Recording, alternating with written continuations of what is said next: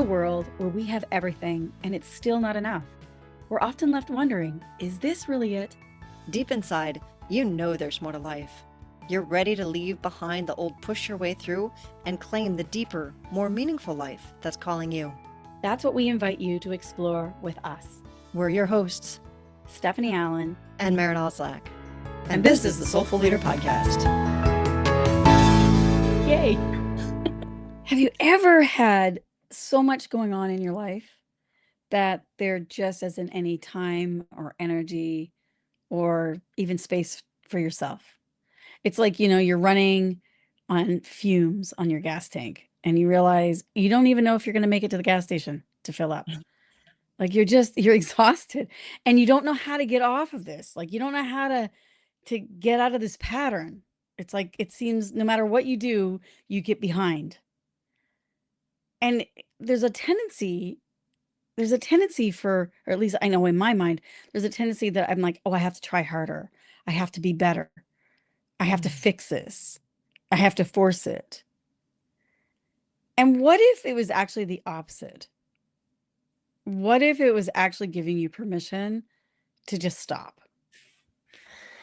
It makes me think of there's that, I guess it's a kind of a meme, less is more. Yeah. Right?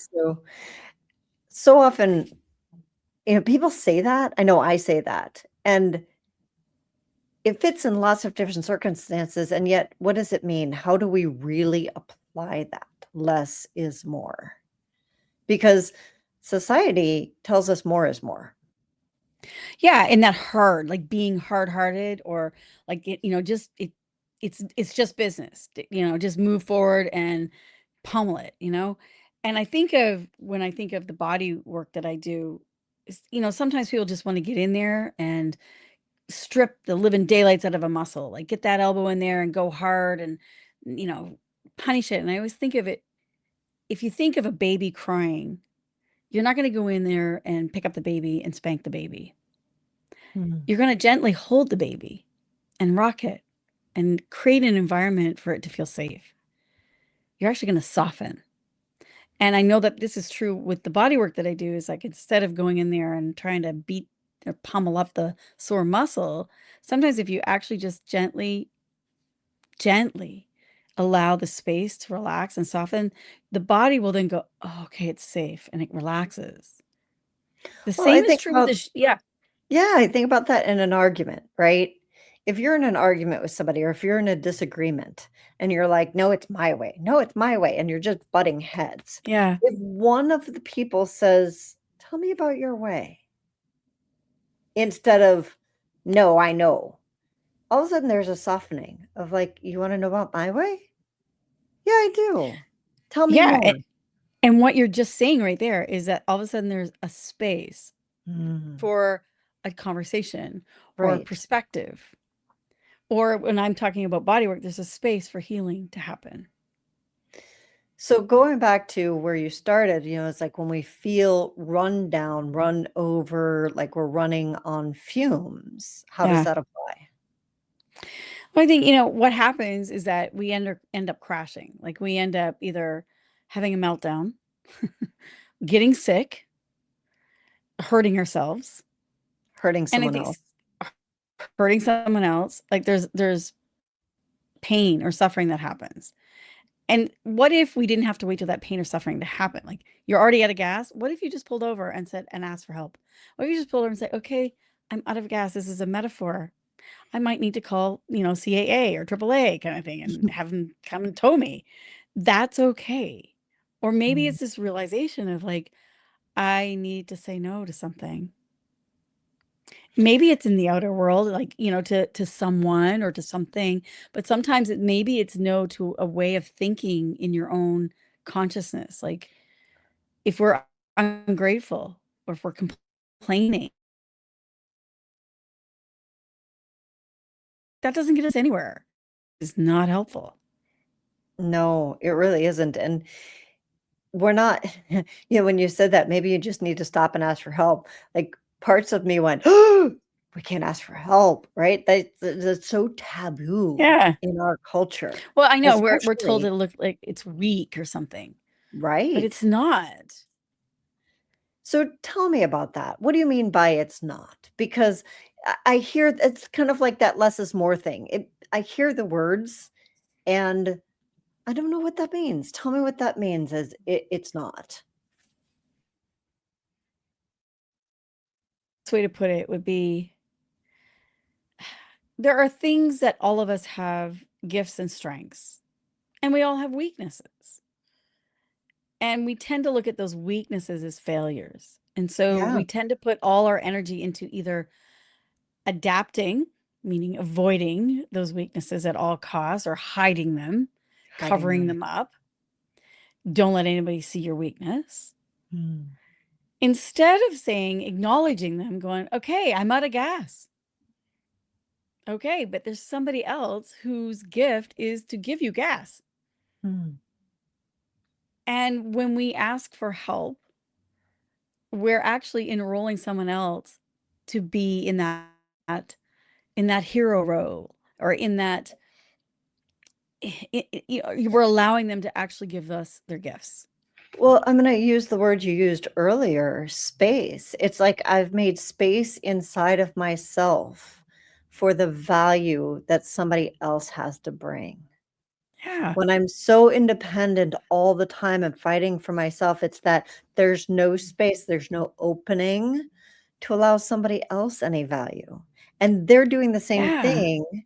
And if they're doing the same thing, that means that they can't see my value because they're so busy trying to prove their own value.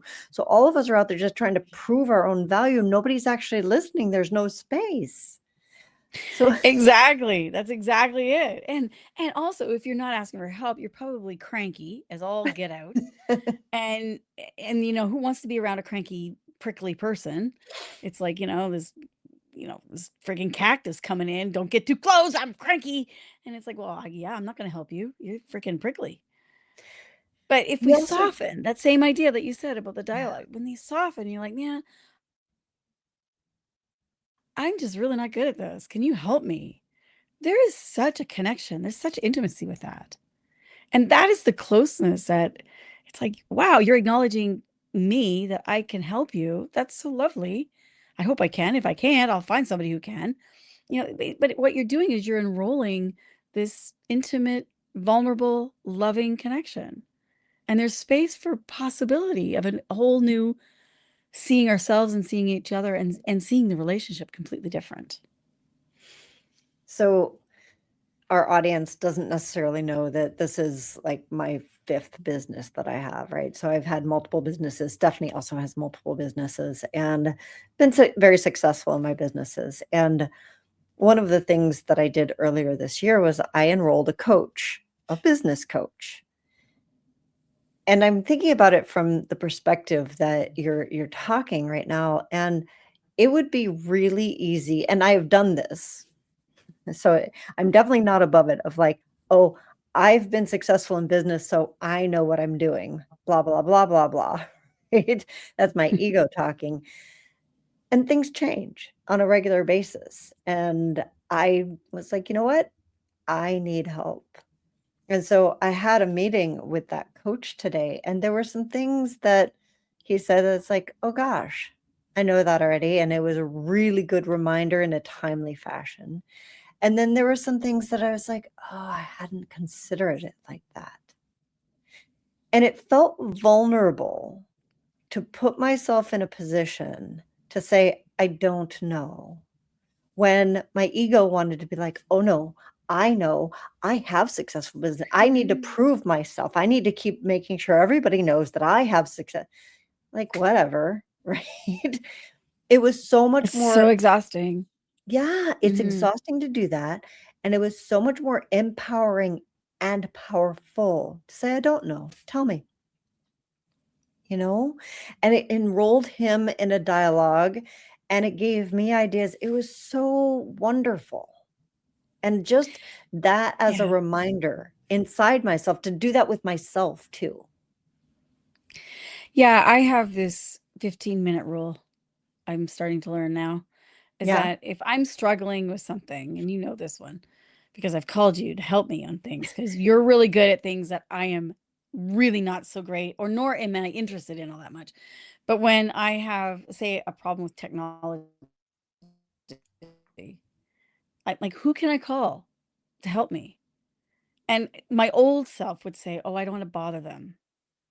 But they're masterful at it. It's not even a bother. They're like, "Oh, Steph, you do this, this, and this, and you're done." Or if I have issues around banking, or like, find people where you're weak, find either a system or a person that could help you be in that place. So when I'm stuck with something, see, there's nothing that drives me crazier than trying to like, in this whole new world of AI, and you have to go through the chat bot. Drives me crazy. Because half the time my question does not fit in the chat box. Like, I mean, it just doesn't, it's like file not found kind of thing. I'm Right. like, can I just talk to a human being that can, like, decipher what the hell I'm needing? Because I don't know what I'm needing right now. So I do find it struggle with the AI. And so I'm looking for somebody who can help me with that. Because I could just spend an entire day struggling over something. And then my energy is completely depleted. I'm probably cranky as all get out. And then I'm tired and I just want to go to, and I can't serve anybody else because I'm just too cranky. Mm. So all of a sudden it's this effect that I'm now useless to everybody else that I'm here to serve. Yeah. Instead of, now what I've done with myself, I said, okay, in 15 minutes, if I cannot solve this problem by going on to Google or YouTube or whatever, and I can't solve the problem myself, then who do I need to talk to? There's somebody who knows how to do this. Even to direct me with a question on Google, they could help me. I love this because you have set a time limit and you said, okay, if me making something happen doesn't happen with, if it's so much of a struggle within 15 minutes, you know what? I'm going to stop and make space. I'm going to open that door and say, there's somebody else, which now you're empowering somebody else too in your Yeah. world, right? And it's such a different paradigm and one that we really need to be embracing right now as a culture. We've done the me thing. I have to do it all by myself, pull myself up by my bootstraps, et cetera, et cetera. And, you know, when I look around the world and see where it's gotten us, I'm not really impressed. No, because it's the silo mentality, right? It's like you put everybody in a silo instead of, like, what if we all can work together?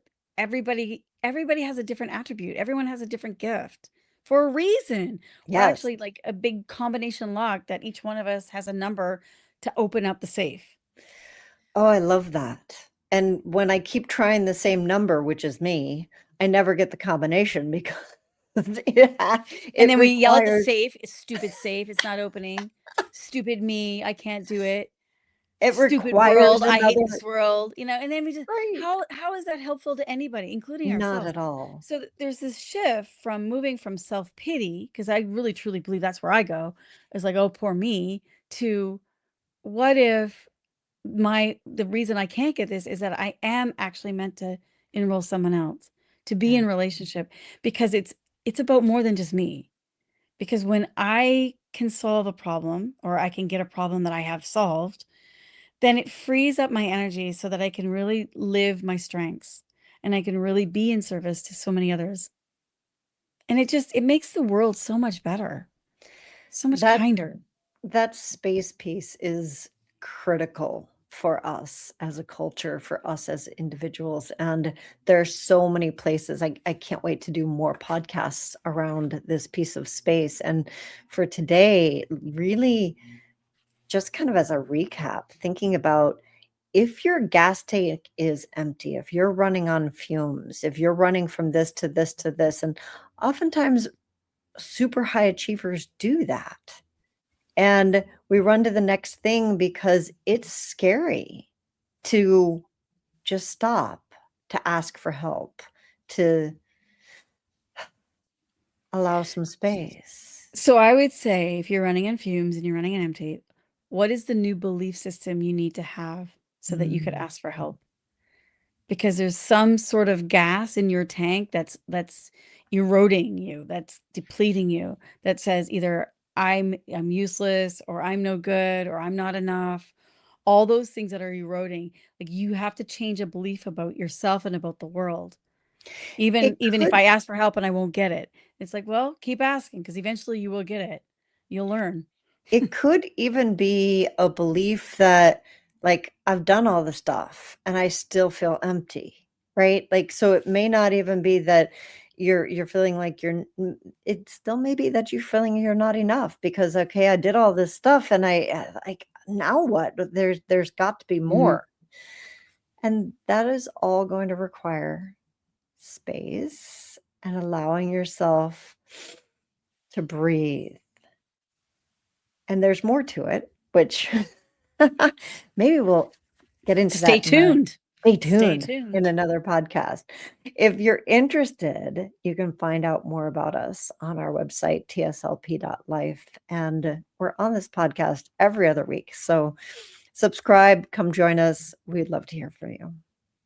See you in a couple weeks on the Soulful Leader podcast.